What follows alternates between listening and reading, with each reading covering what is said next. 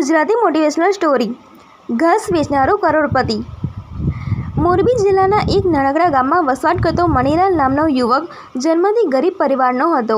તેના પિતા રામભાઈ ગામના ખેતમજૂર હતા અને મણિલાલ પણ શાળાએથી ફરવા આવે ત્યારબાદ ઘાસ કાપી વેચતો।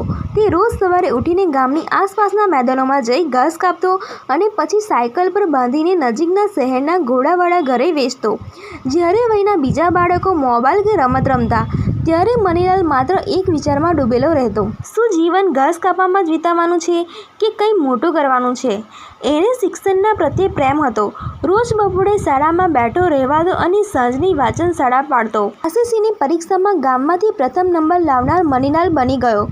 પણ ત્યાંથી શરૂ થયું સહેજ બીજું મુશ્કેલ પ્રવાસ। મણિલાલે હાઈસ્કૂલ પૂરી કરી પણ કોલેજ જેવા પૈસા ન હતા। પિતાએ કહ્યું, ઘાસ કાપી લઈશ, દિવસભર મહેનત કરી લઈશ, પણ તને અભ્યાસ છોડવા નહીં દઉં। મણિલાલે પોતે પણ મિની બસમાં કંડક્ટરની નોકરી કરી। સવારે 6 વાગે બસ ચલાવી અને બપોરે પછી કોલેજમાં હાજર રહેવું એનો રોજનો કાર્યક્રમ બની ગયો। એ સમય દરમિયાન તેની એક વસ્તુ નોંધવી શરૂ કરી, ઘોડાવાળાઓ ઘાસ માટે અવલંબિત છે અને તેમને સમયસર ઘાસ ન મળે તો ઊંઝણ થાય, પણ ઘાસ વેચનાર બહોળો વ્યવસાય નથી।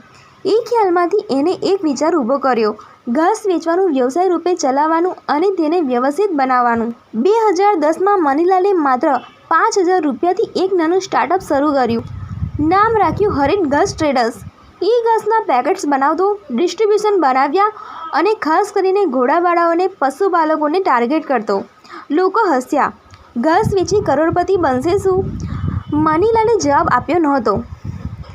એને જવાબ આપવો હતો પોતે પોતાના પરિણામથી। એને કલ્પના નહોતી કે અમદાવાદ, રાજકોટ, ભુજ, જૂનાગઢ જેવા શહેરોમાં ઘાસ માટે વ્યવસ્થિત સપ્લાય નીકળી શકે। એને પોતાનું લોકલ યંત્ર, ઘાસ કાપવાનું મશીન, સ્ટોરેજ યુનિટ અને ઓનલાઈન ઓર્ડર સિસ્ટમ પણ બનાવી। 2022 સુધીમાં મણિલાલની કંપની પાસે 75થી વધુ ગૌશાળાઓ સાથે કોન્ટ્રાક્ટ, 120થી વધુ સ્થળોએ ડિસ્ટ્રીબ્યુશન પોઈન્ટ, 20થી વધુ ખેડૂતો સાથે ટાઈપ અપ જે ખાસ ઘાસ ઉગાડે। દર મહિને 35 લાખથી વધુનો ધંધો। એ હવે માત્ર ઘાસ વેચતો ન રહ્યો, એ યુવાનોને તાલીમ આપતો કે કેવી રીતે નાના વ્યવસાયથી મોટું ઇમ્પેક્ટ લાવી શકાય। એક સમયે ઘાસ કાપનાર મણિલાલ આજે ગુજરાત સરકારના ગ્રામ ઉદ્યોગ પ્રેરક તરીકે પસંદ થયો। દરેક યોજના પર વાત કરવી હોય કે નવો વ્યવસાય શરૂ કરવો હોય, લોકો હવે એને ઘાસનો હીરો કહે છે। વાર્તામાંથી શીખ, કોઈ પણ વ્યવસાય નાનો કે મોટો નથી, જુસ્સો અને દ્રષ્ટિ હોવી જોઈએ।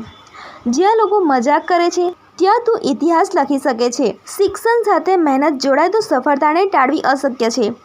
ગરીબી અર્થ ન હતી હારની, એ તો એક ચીલો હતી ઉડાન માટે।